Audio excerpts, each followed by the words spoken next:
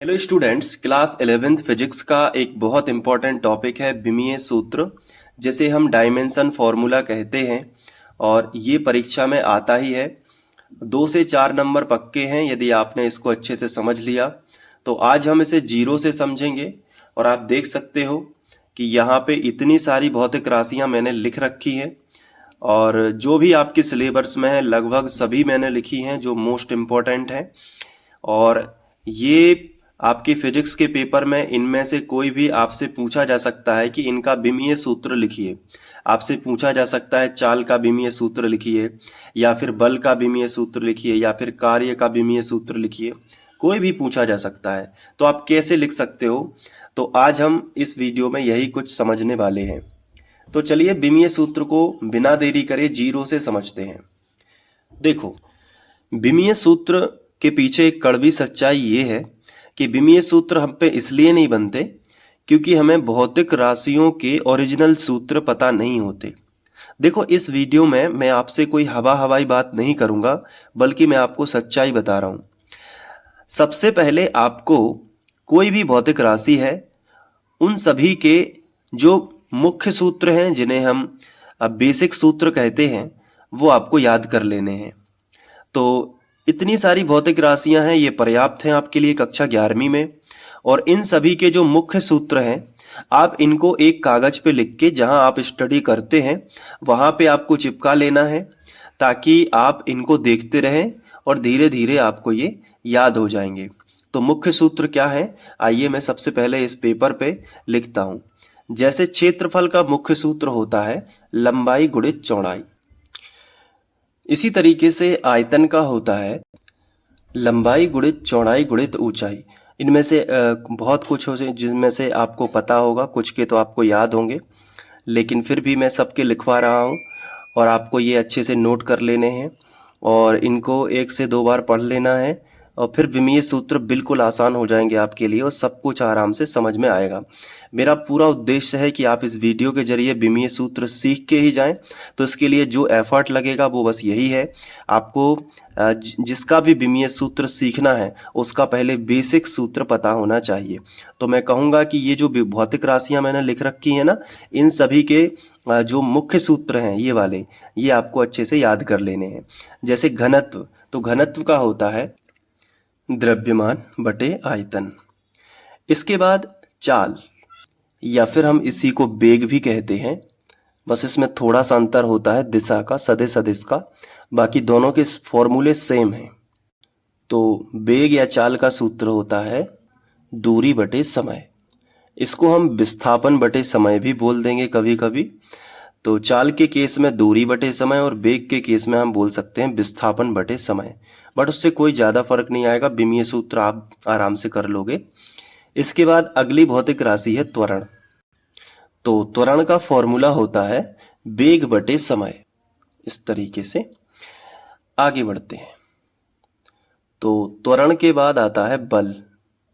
बल का होता है द्रव्यमान गुणित त्वरण। इसके बाद आता है कार्य। कार्य बराबर होता है बल गुणित विस्थापन। इसके बाद आता है संवेग।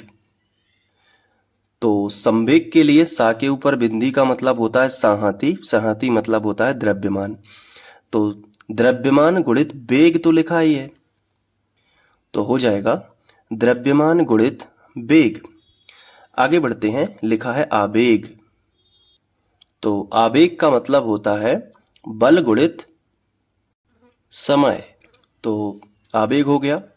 आगे बढ़ते हैं, अब आता है बल आघूर्ण। ये सूत्र बहुत इंपॉर्टेंट है, अच्छे से लिख लेना। बल आघूर्ण का होता है बल गुणित लंबवत दूरी। इसके बाद अगला होता है दाब। आप देख सकते हो बल आघूर्ण के बाद दाब। तो दाब बराबर होता है बल बटे क्षेत्रफल। दाब के बाद आता है शक्ति। शक्ति का होता है सूत्र कार्य बटे समय। अगला है शक्ति के बाद आता है कोण। तो यहां से स्टार्ट करेंगे अब हम। कोण बराबर चाप बटे त्रिज्या। अगला आता है कोणीय वेग। कोणीय वेग होता है कोणीय विस्थापन बटे समय। अगला आता है जड़त्व आघूर्ण। तो जड़त्व आघूर्ण के लिए हम लिखेंगे द्रव्यमान गुणित दूरी स्क्वायर। ये देखो, अब जड़त्व आघूर्ण के बाद आता है कोणीय संवेग। तो इसका होता है कोणीय संवेग का जड़त्व आघूर्ण गुणित कोणीय वेग। आप देख सकते हैं इस तरीके से, जड़त्व आघूर्ण गुणित कोणीय वेग। आगे आता है आवृत्ति। तो आवृत्ति को हम लिख सकते हैं 1/, आवर्तकाल। आगे आता है प्रतिबल। तो प्रतिबल को हम लिख सकते हैं प्रत्यानयन बल बटे क्षेत्रफल। आगे बढ़ते हैं, अब आती है विकृति। तो विकृति का सूत्र होता है लंबाई में परिवर्तन बटे प्रारंभिक लंबाई। अब आगे आता है पृष्ठ तनाव। इसका फॉर्मूला है बल बटे लंबाई। और आखिरी है आवेश। इसका फॉर्मूला है धारा गुणित समय या फिर विद्युत धारा गुणित समय। तो ये थे कुछ इंपॉर्टेंट सूत्र। तो इनको एक नज़र में आप देख लीजिए। ये आप देख सकते हैं, ये सूत्र हैं। आप इनका स्क्रीनशॉट लेकर इन्हें लिख सकते हैं। ठीक है, अब हम बात करने वाले हैं, ये भी देख लो आप। अब हम बात करेंगे कि विमीय सूत्र इनके हम कैसे बनाएंगे। तो विमीय सूत्र में बेसिकली 3 चीजें होती हैं। सबसे पहला होता है द्रव्यमान। ठीक है, द्रव्यमान को हम इंग्लिश में कहते हैं मास। ठीक है, तो द्रव्यमान को हम m से दर्शाएंगे, बड़ा M। ठीक है, विमीय सूत्र में 3 चीजें हैं, ये तीनों बड़े से दर्शाए जाएंगी, जैसे कि द्रव्यमान m,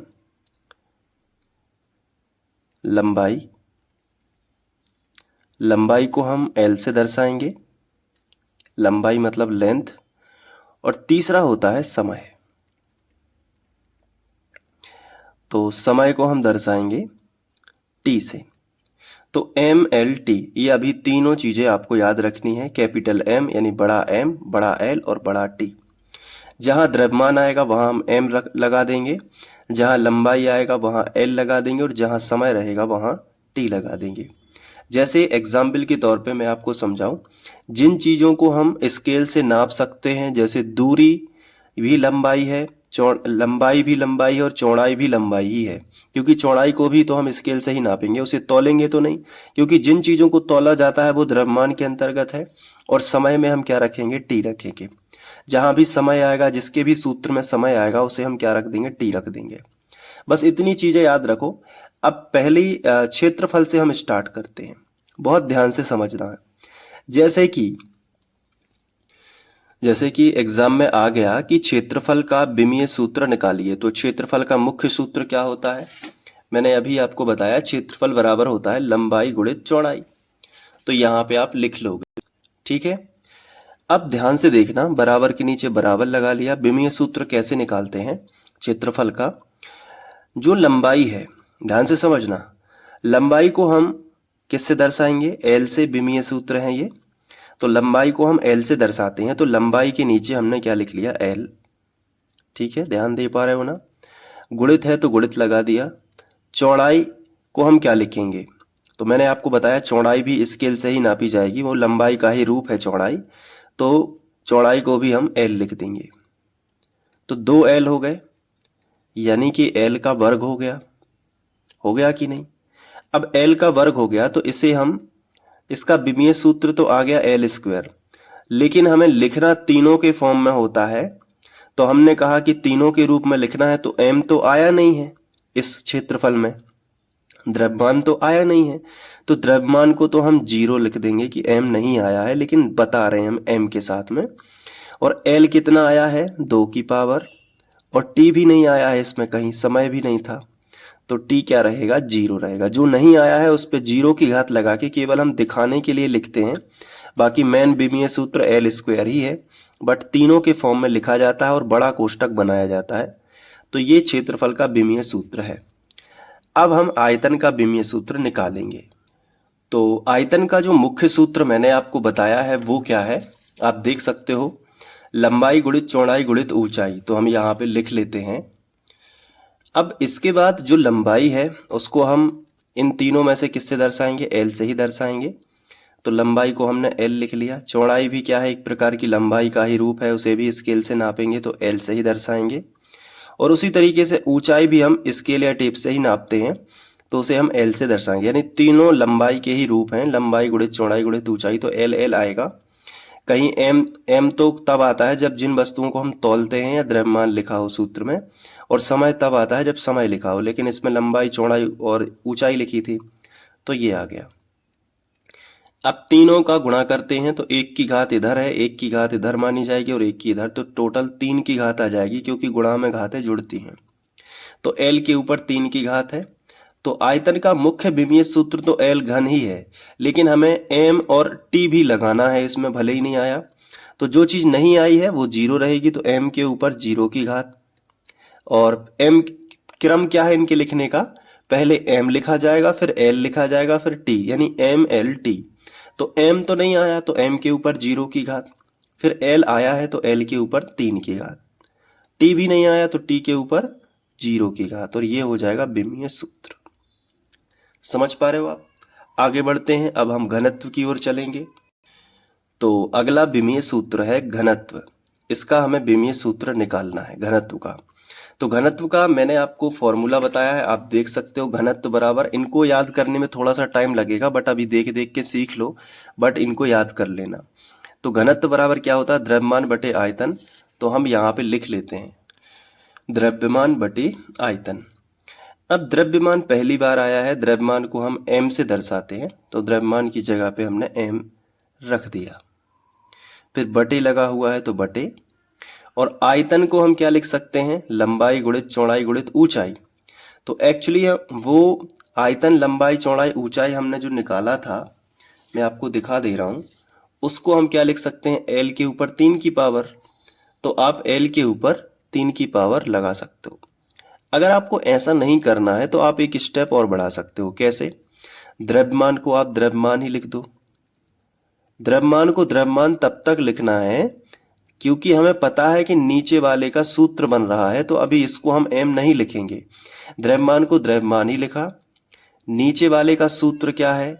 लंबाई गुणित चौड़ाई गुणित ऊंचाई। तो आपको पता है ना कि ये नीचे वाले का सूत्र बन रहा था, इसलिए द्रव्यमान को द्रव्यमान। अब द्रव्यमान को m और लंबाई चौड़ाई और ऊंचाई तीनों का हो गया l घन। आपको पता है ना ये बात? अब क्या होगा? हमें विमीय सूत्र बटे में नहीं चाहिए, हमें एक ही लाइन में चाहिए। तो क्या करना पड़ेगा? ये जो l के ऊपर 3 की पावर है ये ऊपर ले जाएंगे। तो m तो पहले था ही ऊपर, तो ऊपर जो पहले था उसको तो पहले लिखो, और l के ऊपर 3 की घात है ऊपर चली जाएगी, तो l के ऊपर -3 की घात आ जाएगी। आप समझ पा रहे हो कि नहीं? और इसमें t तो आया ही नहीं है, तो t अपने मन से लगा देंगे और t के ऊपर 0 की घात लगा देंगे और कोष्टक लगा देंगे। तो ये हो जाएगा घनत्व का विमीय सूत्र। आपको समझ आया ना? अब आगे बढ़ते हैं और चाल का विमीय सूत्र निकाल लेते हैं। तो अब हमने हेडिंग डाल दी चाल या वेग, तो इसका फॉर्मूला क्या होता है? दूरी बटे समय। तो आपको ये फॉर्मूला याद कर लेना है। मुख्य सूत्र नहीं होगा तो आप नहीं कर पाओगे, इसलिए थोड़ा मुख्य सूत्र अच्छे से कर लेना याद। अब दूरी क्या है? दूरी एक प्रकार की लंबाई है, तो दूरी के लिए आप क्या लिखोगे? l। बटे है तो बटे लगा दो, और समय के लिए आप क्या लिख सकते हो? t लिख सकते हो, तो बटे में t लगा दो। अब हमें विमीय सूत्र एक लाइन में लिखना होता है, हमें बटे में नहीं चाहिए, तो हमें t को ऊपर ले जाना पड़ेगा। तो l तो ऊपर ही है, तो l ज्यों का त्यों, t जब ऊपर जाएगा तो t के ऊपर -1 की घात आ जाएगी। समझ पा रहे हो आप? लेकिन इसमें m तो नहीं आया, तो m हम अपने मन से लगा देंगे, और नहीं आया था इसलिए 0 लगा देंगे, और बाकी मुख्य विमीय सूत्र LT-1 है तो उसको लिख लेंगे क्योंकि l तो आया है, और कोष्टक लगा देंगे। तो ये चाल या वेग के लिए हो जाएगा। आगे बढ़ते हैं, त्वरण के लिए कर लेते हैं।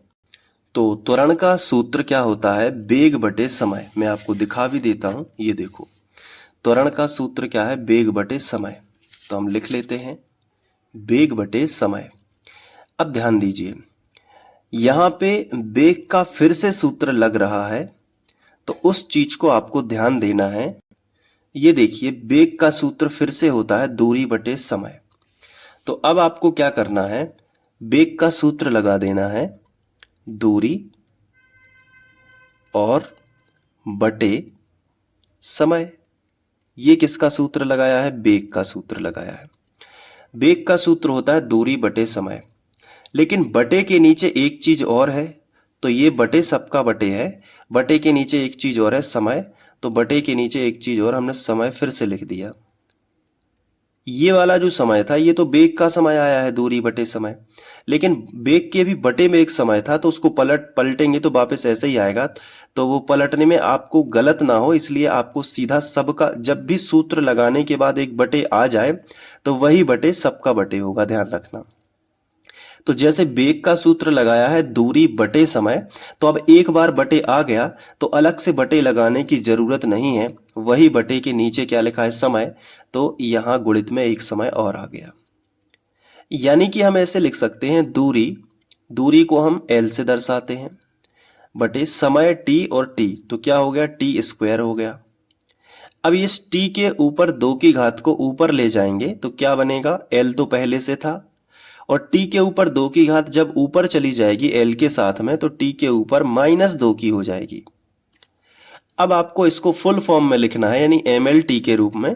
तो पहले एम आएगा तो एम तो 0 रहेगा, क्योंकि आया ही नहीं एम है, लेकिन हम लिख रहे हैं केवल दिखाने के लिए।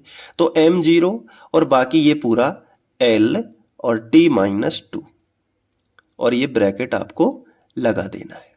क्लियर है ना। तो ये त्वरण का हो गया। आगे बढ़ते हैं। अब हम निकालेंगे बल के लिए। तो बल का सूत्र क्या होता है, द्रव्यमान गुणित त्वरण। तो बल का सूत्र F बराबर m इंटू ए, ये फॉर्मूला आपने पढ़ा होगा तो उससे याद हो जाएगा, द्रव्यमान गुणित त्वरण। अब द्रव्यमान तो हम ज्यों का त्यों लिखेंगे क्योंकि त्वरण का सूत्र बन रहा है। तो द्रव्यमान मूल राशि है, तो इसको हमने अभी ज्यों का त्यों लिखा। इसकी जगह पे हम m नहीं रखेंगे, तब तक नहीं रखेंगे जब तक सबके सूत्र समाप्त ना हो जाएं। अब त्वरण का सूत्र होता है बेग बटे समय, यही होता है ना। तो हमने त्वरण की जगह पे बेग बटे समय रख लिया। अब हम एक बात और यहाँ पे देखेंगे, बराबर के नीचे बराबर, अभी भी हम द्रव्यमान को द्रव्यमान ही लिखेंगे क्योंकि बेग का फिर से सूत्र बन रहा है, तो हमने द्रव्यमान को द्रव्यमान ही रखा। और बेग के लिए हमने सूत्र क्या बना था, दूरी बटे समय। बेग का सूत्र क्या होता है, दूरी बटे समय। तो हमने क्या किया, दूरी और बटे लगा दिया और समय। लेकिन आप देख रहे हो कि बटे के नीचे एक समय और है, तो वो समय यहीं पे लिख सकते हैं गुणा में, ठीक है। तो त्वरण के लिए हम डायरेक्ट भी लिख सकते हैं दूरी बटे समय का स्क्वायर, दूरी बटे समय वर्ग लिख सकते हैं ना। तो द्रव्यमान के लिए m, अब किसी का सूत्र नहीं बनता ना सब कुछ, तो एम एल टी रख सकते हैं। दूरी के लिए क्या रखेंगे, l, और समय के लिए क्या रखेंगे, t गुणित टी यानी टी स्क्वायर। अब सभी को एक लाइन में लिखना है तो क्या होगा, एम एल ऊपर ही है तो इनसे तो कोई दिक्कत नहीं है, लेकिन t के ऊपर 2 की घात है जो कि ऊपर चली जाएगी तो -2 की हो जाएगी, तो t के ऊपर -2 की घात, और यहाँ पे हम ब्रैकेट लगा लेंगे। समझ पा रहे हो आप। तो ये हो जाएगा आपका बल का विमीय सूत्र एम एल टी -2। आगे बढ़ते हैं। अब बारी आती है कार्य की। तो कार्य का सूत्र होता है बल गुणित विस्थापन।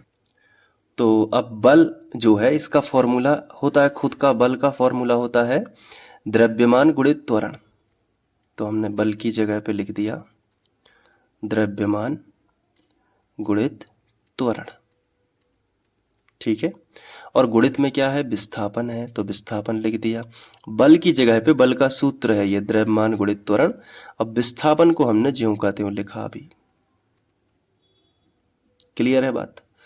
अब देखो, द्रव्यमान का फॉर्मूला नहीं होता लेकिन त्वरण का तो होता है, तो अभी द्रव्यमान को हम ज्यों का त्यों लिखेंगे।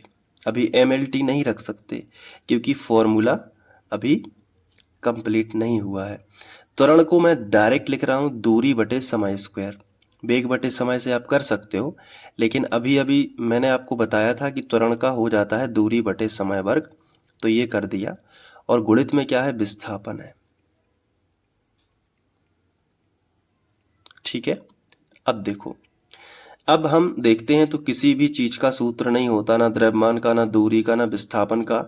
यानी ये मूल राशियां आ चुकी हैं, और जैसे ही मूल राशियां आ जाएं तो MLT रख सकते हो। जैसे द्रव्यमान की जगह पे हम M रख देंगे, गुणित है तो गुणित दूरी बटे समय यानी L बटे टी स्क्वायर। दूरी को L और समय को T, और गुणित विस्थापन क्या है, L है।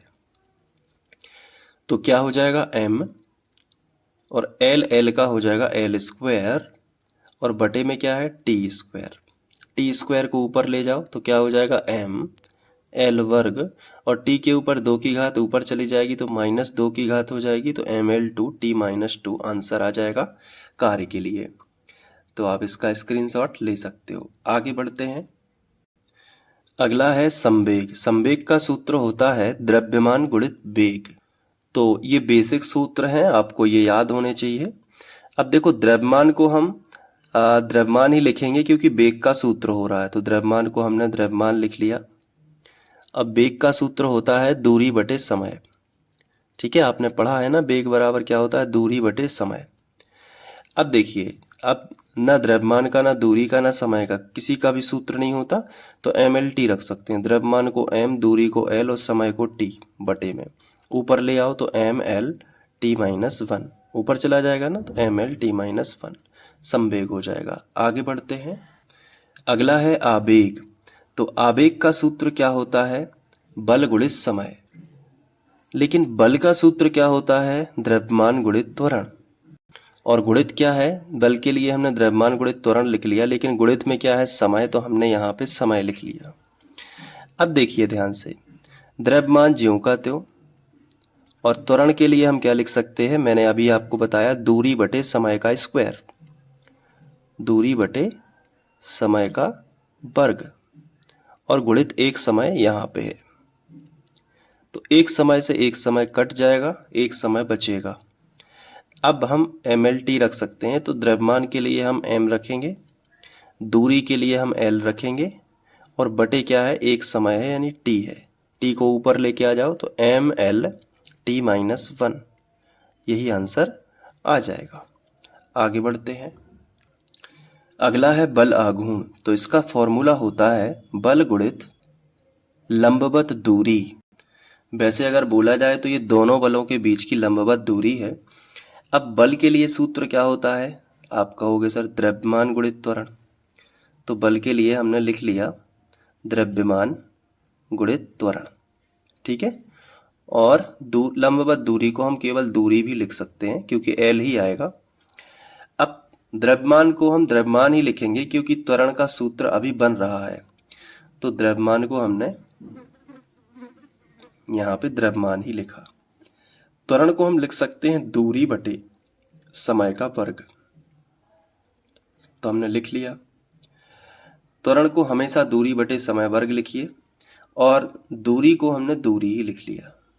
ठीक है, अगर बीच में आता है तो आप लिख सकते हो, लेकिन त्वरण का अलग से निकाल रहे हो तो वेग बटे समय, फिर वेग का दूरी बटे समय, ऐसे करेंगे।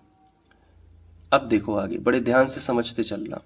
द्रव्यमान का हम रख सकते हैं M क्योंकि सभी के सूत्र लग चुके हैं, और एक दूरी और एक दूरी, दो दूरी हैं, मतलब दूरी L गुणित L हो जाएगा तो L स्क्वायर हो जाएगा। L यहाँ रखेंगे, L यहाँ, तो L गुणित L, L स्क्वायर, और बटे में क्या हो जाएगा T स्क्वायर। तो क्या हो जाएगा M L वर्ग, और T के ऊपर 2 की घात है, ऊपर चली जाएगी तो -2 की घात हो जाएगी, ये इस तरीके से। तो ये आ जाएगा ML/T-2। ये हो गया बलाघूर्ण। अब आगे बढ़ते हैं। बलाघूर्ण के बाद क्या है, ये देखिए, दाब, शक्ति, कोण, इनको भी कर लेते हैं। तो बलाघूर्ण के बाद आता है दाब। दाब का विमीय सूत्र होता है बल बटे क्षेत्रफल। अब आप देखोगे कि बल का विमीय सूत्र क्या होता है, तो बल का विमीय सूत्र होता है द्रव्यमान गुणित त्वरण। ठीक है, आपको पता है बल बराबर होता है द्रव्यमान गुणित त्वरण, और बटे में क्या है क्षेत्रफल। ठीक है, अब द्रव्यमान हमने ज्यों का त्यों रखा क्योंकि त्वरण का सूत्र क्या होता है, दूरी बटे समय स्क्वायर। तो त्वरण के लिए हमने लिखा दूरी, और बटे सबका खींचेंगे, एक बार बटे खींचता है बस, और समय का स्क्वायर कर दिया। तो त्वरण की जगह पे दूरी बटे समय स्क्वायर, लेकिन बटे में क्षेत्रफल भी था तो यहाँ गुणित में हम लिखेंगे क्षेत्रफल के लिए लंबाई गुणित चौड़ाई, ये लिख दिया। क्लियर है? तो बटे एक बार ही खींचता है। अब ये मत करना कि त्वरण का दूरी बटे समय वर्ग फिर बटे, तो उसमें कंफ्यूज हो जाओगे। इसलिए त्वरण का सीधा दूरी बटे आ गया एक बार, जैसे ही बटे आया तो सब कुछ वो बटे ए, ये वाला बटे एक ही माना जाएगा। अब देखो, द्रव्यमान को हम m लिखेंगे, दूरी को हम l लिखेंगे, यहाँ लंबाई गुणित चौड़ाई है यानी l गुणित l आ जाएगा, और गुणित समय है तो t स्क्वायर आ जाएगा। l से l कट गया तो क्या आया, m बटे l t स्क्वायर। ऊपर ले जाओ इसको तो क्या हो जाएगा, m l के ऊपर 1 की घात है, ऊपर जाएगी तो -1 की हो जाएगी, और t ऊपर जाएगी तो -2 की हो जाएगी। 1 की मानी जाती है ना, तो ऊपर जाएगी -1, और यहाँ t के ऊपर 2 की घात है, ऊपर जाएगी तो -2 की घात हो जाएगी। तो सभी को हम ऊपर ले गए हैं, और m पहले से था तो वो प्लस में ही रहेगा। तो ये आ जाएगा आपका दाब का विमीय सूत्र, ml-1 t-2। अब आता है शक्ति। तो शक्ति का सूत्र होता है कार्य बटे समय। अब कार्य का क्या होता है सूत्र, बल गुणित विस्थापन, बल गुणित विस्थापन, कार्य का बल गुणित विस्थापन, और बटे क्या है, समय। ठीक है। अब बल का क्या होता है, द्रव्यमान गुणित त्वरण, बल का क्या होता है, द्रव्यमान गुणित त्वरण, और गुणित में क्या है, विस्थापन है, और बटे क्या है, समय। अब त्वरण को हम दूरी बटे समय वर्ग लिखेंगे, तो अभी द्रव्यमान को हम ज्यों का त्यों लिखेंगे द्रव्यमान, त्वरण को हम लिखेंगे दूरी बटे समय स्क्वायर। तो अब बटे एक बार ही लगेगा सीधा, नीचे आ जाएगा समय स्क्वायर, और गुणित क्या है, विस्थापन है, तो ऊपर विस्थापन है तो विस्थापन, और नीचे समय था तो समय लिखा रहने दो ये। ठीक है, ये वाला समय, और ये त्वरण दूरी बटे समय स्क्वायर का था, और ये समय ऐसा ही। अब द्रव्यमान को हम m से दर्शाएंगे, दूरी को हम l से, विस्थापन को भी हम l से ही दर्शाएंगे, और बटे समय समय समय के ऊपर 3 की घात। विस्थापन भी एक प्रकार से l ही होता है, ठीक है, उसे स्केल से नापते हैं। दूरी भी स्केल से नापी जाती है। समय समय का समय, ये 2 की घात और ये 1 की घात, टोटल कितने की हो गई, 3 की। तो ऊपर देखो m, l का क्या हो जाएगा, l के ऊपर 2 की घात और t के ऊपर 3 की है, ऊपर जाएगी तो -3 की हो जाएगी, और ये आंसर आ जाएगा। क्लियर है? तो ये शक्ति का विमीय सूत्र हो गया। आगे बढ़ते हैं। अगला है कोण। तो कोण बराबर होता है चाप बटे त्रिज्या। तो चाप को हम स्केल से नापते हैं तो उसे हम l कहेंगे, और त्रिज्या भी स्केल से नापते हैं तो वो भी l। l से l कट गया तो 0 आ गया, l के ऊपर 0 की पावर, तो m तो आया नहीं तो वो भी 0 रहेगा, l भी 0 ही हो गया, और t भी 0 ही रहेगा क्योंकि वो आया नहीं है, यानी कि सब 0 हैं। तो सब 0 हैं, इसका मतलब कोण क्या है, एक विमाहीन राशि है, इसकी कोई विमा नहीं होती। कोण जो है वो विमाहीन राशि है। तो ये पेपर में पूछा जाता है कि कोण का विमीय सूत्र क्या है, या कोण कैसी राशि है, तो विमाहीन राशि है। याद रखना, कोण विमाहीन राशि है। आगे बढ़ते हैं। अगला है कोण के बाद कोणीय वेग। तो इसका सूत्र है जड़त्वागुण गुणित कोणीय वेग। अब जड़त्वागुण का सूत्र क्या होता है, द्रव्यमान गुणित दूरी का वर्ग। यह है जड़त्वागुण, I बराबर mr² होता है, यानी कि द्रव्यमान गुणित दूरी का वर्ग, ये जड़त्वागुण का सूत्र है। तो ये आपको ध्यान रखना, जड़त्वागुण का सूत्र क्या होता है, द्रव्यमान गुणित दूरी का स्क्वायर। ठीक है। यहाँ पे कोण के बाद कोणीय वेग है ना, तो सॉरी, इसके लिए मैंने थोड़ा गलत बता दिया, ये कोणीय संवेग के लिए बता दिया, मैंने ध्यान नहीं दिया। चलिए कोणीय वेग शुरू करते हैं। हेडिंग डालेंगे कोणीय वेग। फॉर्मूला होता है कोणीय विस्थापन बटे समय। कोणीय विस्थापन जो है, इसके लिए आपको क्या लिखना पड़ेगा वो आपको ध्यान रखना है। तो कोणीय विस्थापन जो है किसी भी प्रकार की लंबाई नहीं है, तो ये L0 हम लिख सकते हैं, और बटे में क्या रहेगा, t। ठीक है, तो इसको ऊपर ले जाएंगे तो t-1 हो जाएगा, और L0 तो है ही, तो आ जाएगा m0 L0 t-1। ये ध्यान रखना, ये पेपर में पूछा जाता है। विस्थापन को कई बच्चे एल लिख देते हैं, लेकिन ध्यान देना कोण का विस्थापन L0 होता है, ठीक है। तो ये आ जाएगा, क्योंकि ये कोण का विस्थापन है, कोण विमाहीन राशि है, इसलिए 0 आ जाएगा। आगे बढ़ते हैं। अगला है जड़त्व आघूर्ण। इसका सूत्र होता है द्रव्यमान गुणित दूरी का स्क्वायर। अब द्रव्यमान क्या होता है m, और दूरी क्या होता है L स्क्वायर। बहुत आसान था ये, तो m L वर्ग T0 हो जाएगा, सीधा सा, बहुत आसान है। अगला है कोणीय संवेग। तो कोणीय संवेग का सूत्र बताया गया था जड़त्व आघूर्ण गुणित कोणीय वेग। ये देखो, अब जड़त्व आघूर्ण का फॉर्मूला क्या होता है, द्रव्यमान गुणित दूरी का वर्ग, अभी अभी बताया। तो ये हो जाएगा द्रव्यमान गुणित दूरी का वर्ग। और कोणीय वेग क्या होता है, आप सभी को पता है, कोणीय विस्थापन बटे समय होता है कि नहीं। तो यहाँ पे वही रहेगा, कोणीय विस्थापन बटे समय। अब देखिए, द्रव्यमान को m, दूरी को L स्क्वायर, कोणीय विस्थापन को L0 मैंने अभी बताया, तो L0 को लिखते ही नहीं है, और बटे में क्या है समय, तो यानी t हो जाएगा। तो m L स्क्वायर T-1 जो है, इसका विमीय सूत्र हो जाएगा कोणीय संवेग का। बहुत आसान है। अगला है आवृत्ति।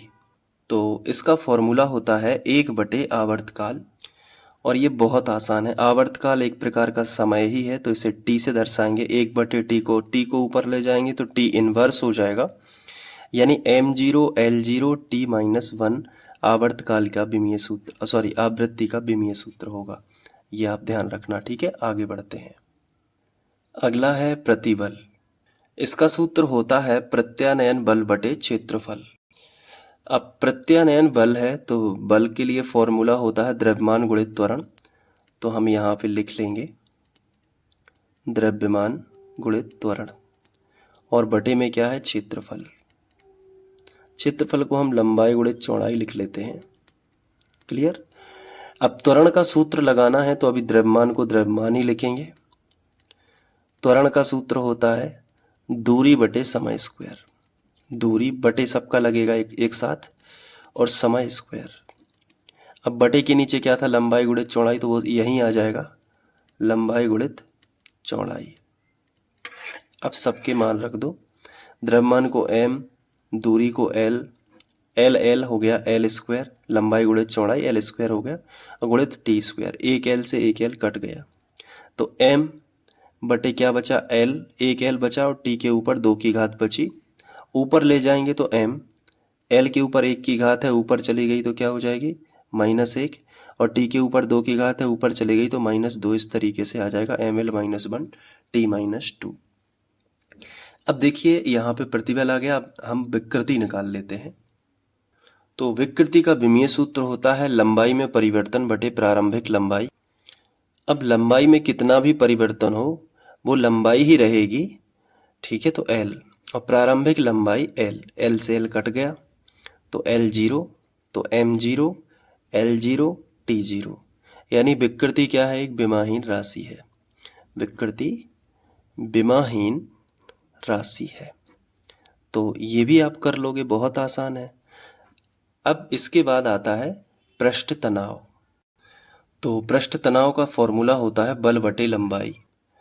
अब बल का सूत्र हम लगा देंगे जो कि होता है द्रव्यमान गुणित त्वरण, और बटे क्या हो जाएगा, लंबाई। अब द्रव्यमान ज्यों का त्यों, त्वरण का फॉर्मूला होता है, क्योंकि क्या होता है, दूरी बटे समय स्क्वायर। तो हमने दूरी बटे सबका एक साथ खींच दिया, और बटे में कर दिया समय स्क्वायर, लेकिन बटे में लंबाई भी था, तो हमने लंबाई यहाँ पे रख दिया। अब हम MLT रख देते हैं। तो द्रव्यमान को m, दूरी को l, लंबाई को l, और समय को t स्क्वायर कर देते हैं। l से l काट दिया, तो m बटे क्या हो जाएगा, t स्क्वायर। t स्क्वायर को ऊपर ले जाएंगे तो m T-2, तो m l आया नहीं, इसलिए l 0 हो जाएगा, और T-2 ये आ जाएगा। तो ये हो जाएगा। अब आखिरी बचता है आवेश। तो आवेश का सूत्र होता है धारा गुणित समय। आपको पता होगा, मैंने बताया भी है। धारा गुणित समय। अब विद्युत धारा का जो mlt नहीं दर्शाते, धारा के लिए हम एम्पियर ए लेते हैं और समय के लिए टी। तो ये आवेश का बस ध्यान रखना है कि धारा के लिए एम्पियर रहेगा और समय के लिए टी। तो आवेश का विमीय सूत्र क्या हो जाएगा, ए टी। तो ये धारा करंट से रिलेटेड होता है एम्पियर। तो जब भी धारा आए तो धारा के लिए ए और समय के लिए टी, तो ये होगा विमीय सूत्र। तो इस तरीके से हमने देखा कि विमीय सूत्र हम कैसे बना सकते हैं बेसिक सूत्र याद करके। उम्मीद है कि आपको ये वीडियो पसंद आया होगा। अगर पसंद आया है तो ऐसे ही और वीडियोस आपको चैनल पे मिल जाएंगे, जहां आप कक्षा 11वीं की तैयारी बहुत अच्छे से कर सकते हो और 11th अपनी आराम से निकाल सकते हो। मिलते हैं नेक्स्ट वीडियो में। Thank you.